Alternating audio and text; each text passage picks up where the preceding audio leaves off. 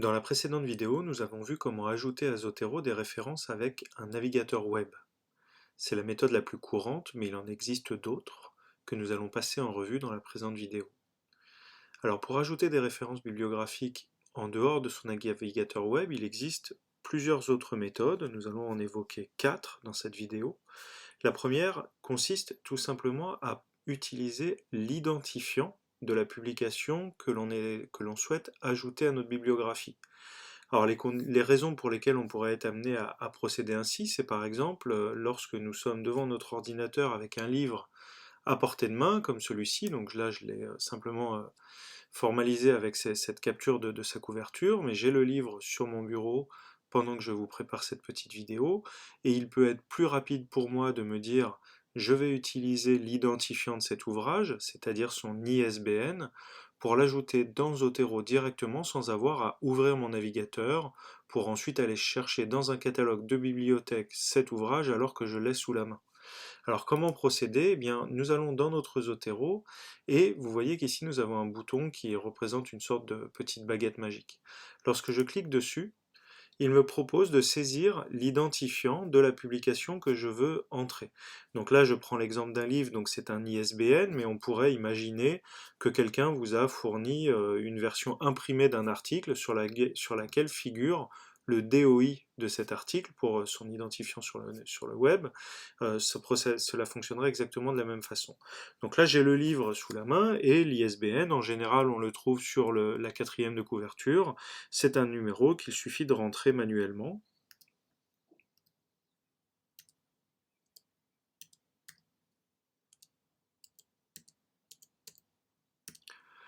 La plupart du temps, cet ISBN se présente avec des tirets qui séparent des groupes de nombres, des groupes de chiffres. Il faut saisir l'identifiant directement sans tiret. Et une fois que j'ai procédé ainsi, je vais tout simplement taper Entrée. Ce que fait Zotero là, c'est qu'il cherche en ligne la référence et vous voyez qu'il l'a ajoutée. Donc en fait, j'ai le livre sous la main, la référence est ajoutée beaucoup plus rapidement que si j'avais dû aller chercher sur le web. En revanche, j'attire votre attention sur les mêmes éléments que dans la vidéo précédente. Les métadonnées qui sont ainsi ajoutées ne sont pas toujours parfaites. Là, ici, par exemple, sur cet ouvrage, on va pouvoir choisir de corriger un peu le titre parce que les sous-titres ne sont pas toujours avec 2 points. Les noms des directeurs de l'ouvrage sont bons, ils sont bien indiqués comme directeurs de l'ouvrage, on a un résumé. En revanche, si l'on a bien une date, vous pouvez le constater, nous n'avons ni lieu, ni maison d'édition, ni nombre de pages. Ce qui n'est pas vraiment un problème, puisque si on est en train de le faire avec l'ISBN, c'est qu'on a le livre sous la main, donc on sait que c'est Paris, on sait que la maison d'édition, ce sont les éditions de la Sorbonne.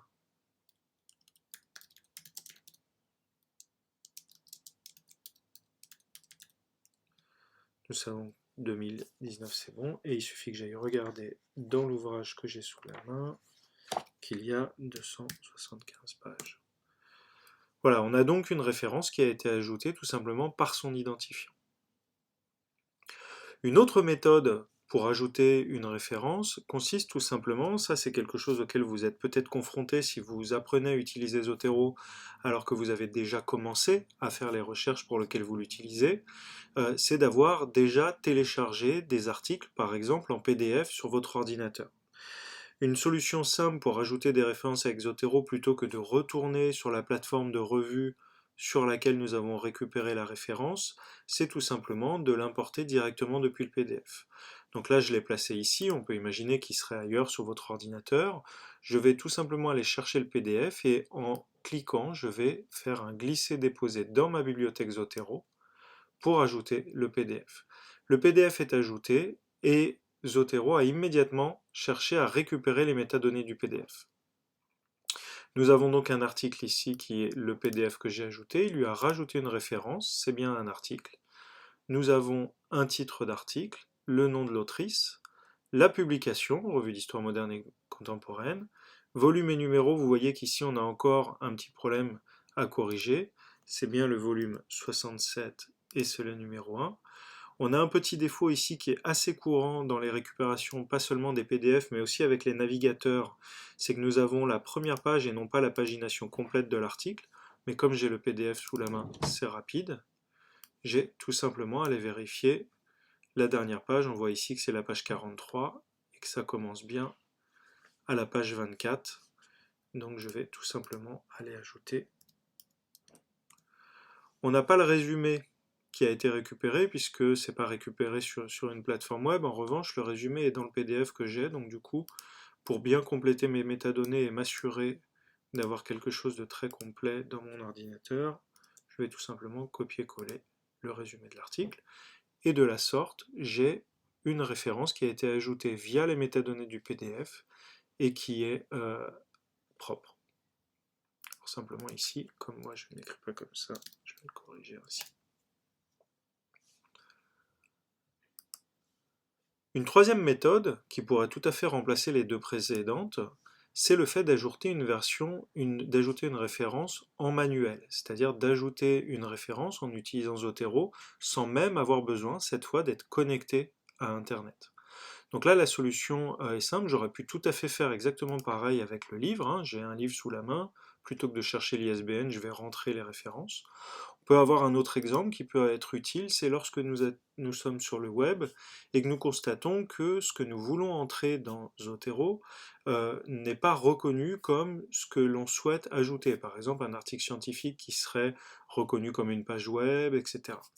Donc là, ici, ce que je vais vous montrer, c'est comment ajouter manuellement une référence, mais en ajoutant un petit conseil, c'est de vous sentir libre d'adapter les métadonnées, les types de métadonnées aux usages que vous auriez. C'est-à-dire que là, par exemple, ici, on est sur l'un des guides thématiques produits par la bibliothèque de Sciences Po, le guide justement consacré à Zotero. C'est l'occasion de vous recommander d'aller jeter un œil à ce guide thématique. Euh, Ce guide, c'est tout simplement une page web. Si je l'ajoute avec mon navigateur, vous voyez qu'ici j'ai créateur Bib, j'ai un titre qui est à peu près correct, mais j'ai rien d'autre comme information véritablement utilisable. Donc ce que je vais préférer faire ici, c'est créer une référence à la main. Et quand je vous disais de ne pas hésiter à adapter vos usages en fonction des métadonnées, c'est que par exemple Zotero ne contient pas, dans les types de métadonnées possibles, quelque chose qui s'appellerait guide thématique de la bibliothèque de Sciences Po. En revanche, si je veux pouvoir le citer efficacement dans un travail par la suite, eh bien j'ai d'autres types de métadonnées que je peux détourner en faisant par exemple comme si ce guide était un billet de blog.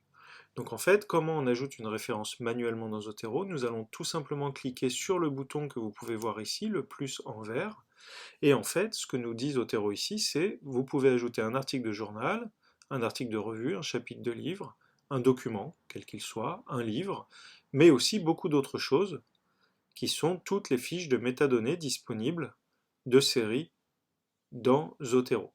Donc par exemple, si on avait une thèse à ajouter, on pourrait ajouter ici, cliquer sur thèse, un rapport, une illustration, une interview, une émission de télé, une émission de radio. Si vous récupérez des podcasts en ligne, vous pouvez ajouter une émission de radio à Zotero et y joindre le fichier de l'émission de radio, par exemple. Là, ici, ce que l'on va faire, nous allons faire comme si c'était un billet de blog. Et vous voyez que quand on crée une référence manuellement, on a tout simplement une feuille de métadonnées qui est créée, qui est vide, on a juste le type de document, tout le reste est à faire. Et ensuite, la création manuelle, eh bien, ça va être tout simplement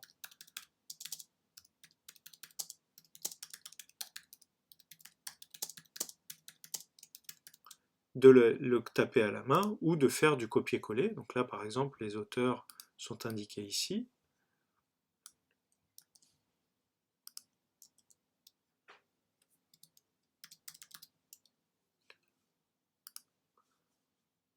Pour ajouter un auteur, je n'ai qu'à cliquer sur le petit plus à droite.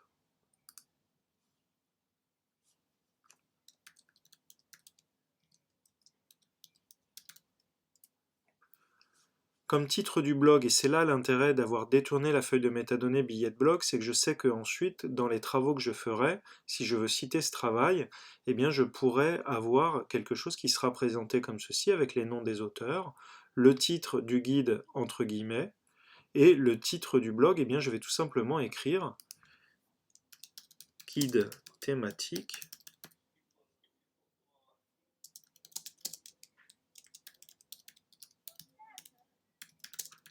de la bibliothèque de Sciences Po.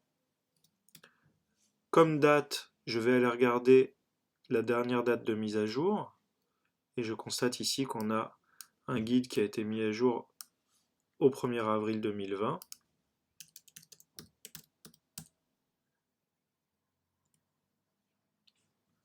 Et je vais tout simplement aller copier l'URL. On peut éventuellement indiquer le jour où nous l'avons consulté.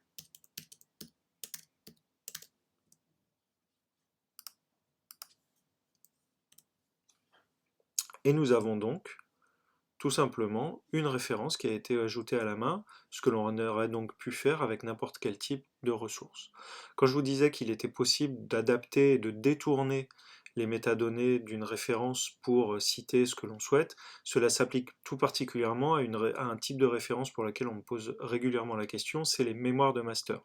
Lorsque vous devez ajouter par exemple un mémoire de master à votre bibliographie Zotero, vous pouvez tout à fait passer par la feuille de métadonnées des thèses, et ensuite entrer le titre du mémoire, le nom de l'auteur, et dans le type, plutôt que de mettre thèse de doctorat en histoire ou en sciences politiques, de mettre tout simplement mémoire de master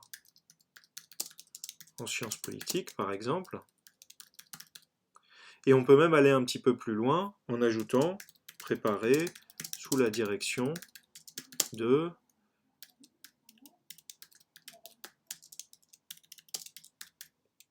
telle personne. L'université, le lieu, la date, etc. Et donc là, quand vous ferez des citations ou des bibliographies avec cette référence, eh bien, c'est pas parce que le type de document qui est précisé c'est thèse qu'il y aura écrit thèse dans votre citation, puisque vous avez bien indiqué mémoire de master. On peut faire cela avec beaucoup de choses, c'est-à-dire qu'on peut tout à fait détourner les métadonnées d'un billet de blog pour citer un peu plus proprement une page web, par exemple. Ou alors, ce qu'on peut décider de faire, c'est lorsque l'on veut citer tout simplement une référence à un dossier de revue dirigé par des chercheurs. Donc par exemple, on a un numéro de revue qui a été dirigé par une économiste, et on veut citer non pas l'introduction de cet économiste, mais on veut citer le numéro de revue qu'elle a dirigé. Eh bien, une façon très simple de le faire, c'est que plutôt que d'entrer ça sous le format livre, par exemple, eh bien, on peut tout à fait utiliser la feuille de métadonnées article de revue, et la seule chose que vous aurez à changer, c'est de mettre non pas auteur pour le nom de l'auteur, mais de mettre éditeur. C'est ce qui permettra, quand la bibliographie sera créée, de bien à ce qui est bien écrit dans un format français entre parenthèses DIR après le nom, ou dans un format anglophone de mettre ED point après le nom. Le reste, il n'y a rien à y changer, si ce n'est le nombre de pages, on va plutôt mettre la pagination complète du numéro de la revue. Alors voilà pour les ajouts manuels. Le dernier type d'ajout que je voudrais vous montrer concerne plutôt des utilisateurs avancés des logiciels de bibliographie qui seraient en cours de conversion, par exemple, à Zotero. En effet, l'une des questions qui se pose le plus souvent consiste à nous demander s'il est possible, en passant à Zotero, d'importer toute une bibliographie qui aurait déjà été constituée de longue date avec d'autres outils. Alors c'est tout à fait possible si par exemple vous étiez habitué à utiliser le logiciel EndNote, qui a un fonctionnement très proche de Zotero, mais qui se trouve être un logiciel non libre, c'est un logiciel propriétaire et non gratuit, c'est un logiciel qui coûte une certaine somme, et que vous souhaiteriez passer à Zotero, eh bien c'est très simple, il suffit d'exporter votre bibliothèque depuis votre logiciel EndNote dans un format RIS, vous en avez un exemple ici, vous créez un export dans un fichier au format .ris, et ce format RIS, il suffit ensuite de l'importer dans Zotero. Alors comment on procède?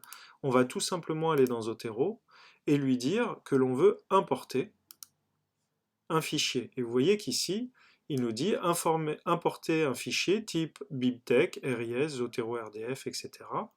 Je continue, je vais chercher mon fichier RIS, je l'ouvre, et là il me demande ce que je veux faire exactement. Donc je vais l'autoriser à placer les collections dans une nouvelle collection, c'est-à-dire une collection qui va être créée dans Zotero au nom du fichier, donc test_pop. Je peux lui dire de copier les fichiers dans le dossier de stockage de Zotero s'il y en a, là il n'y en a pas de toute façon dans le fichier, et je vais continuer. Et ce que fait tout simplement Zotero, c'est qu'il va importer l'intégralité des références qui avaient été placées dans ce fichier RIS. La vérification des métadonnées s'impose, bien entendu, si c'est un fichier qu'on vous a communiqué et dont vous n'êtes pas à l'origine de la création, mais si c'est vous qui gériez vos références bibliographiques dans un autre logiciel, théoriquement, les métadonnées sont de bonne qualité puisque vous les avez contrôlées au fil des ajouts dans votre logiciel. De la même façon, on peut tout à fait importer, donc vous l'avez vu, un fichier bib, c'est-à-dire un fichier qui aura été élaboré principalement pour les utilisateurs et les utilisatrices de LaTeX. C'est une question qui nous est aussi régulièrement posée. Euh, les fichiers au format BibTeX ou BibLaTeX sont tout à fait lisibles par Zotero. La raison pour laquelle vous pourriez en avoir besoin, c'est qu'il peut arriver que vous soyez amené, même si vous travaillez, vous, de préférence avec LaTeX, à collaborer, par exemple, avec un utilisateur de Zotero qui travaillerait autrement, avec un traitement de texte ou même avec un autre type de format d'écriture, mais qui a besoin d'utiliser Zotero avec vous dans une bibliographie collaborative, par exemple, ou tout simplement un éditeur ou une revue qui vous demanderait de communiquer votre bibliographie non pas au format BIB, mais au format RDF, c'est-à-dire le format Zotero. Eh bien, on procède exactement de la même façon. On va aller chercher notre fichier BIB, on va l'ouvrir et on va l'importer dans une nouvelle collection qui va s'ajouter tout simplement dans Zotero avec, encore une fois, les métadonnées que l'on aura entrées nous-mêmes. Alors j'insiste sur une chose, c'est que cet import via des fichiers bibliographiques, cela suppose vraiment d'avoir des fichiers de type bibliographique, c'est-à-dire des fichiers structurés dans un format type RIS, type BIB, type RDF, etc. Tout cela pour vous dire que, et peut-être pour décevoir certains d'entre vous, il n'est pas possible d'importer directement dans Zotero votre fichier de bibliographie tel que vous l'avez peut-être constitué dans votre traitement de texte. Alors juste pour vous montrer à quoi ça ressemble concrètement, ce qu'est un fichier RIS se présente de la façon suivante. Vous voyez que ça n'a rien à voir avec une bibliographie que vous auriez pu tout simplement exporter dans un traitement de texte. On n'a pas une bibliographie qui est présentée sous la forme de la publication, mais on est bien devant un fichier structuré où on a des catégories, type, titre, auteur, etc., avec les informations en face. Et comme c'est un format RIS, Zotero sait où aller chercher l'éditeur pour l'ajouter, la langue, les pages, etc.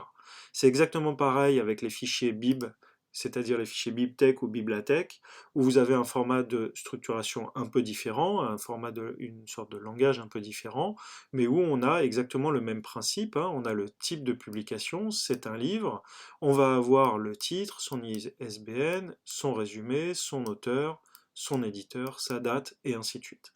Donc en fait, juste pour insister et terminer là-dessus, il est tout à fait possible d'importer dans Zotero des références bibliographiques par tous ces moyens.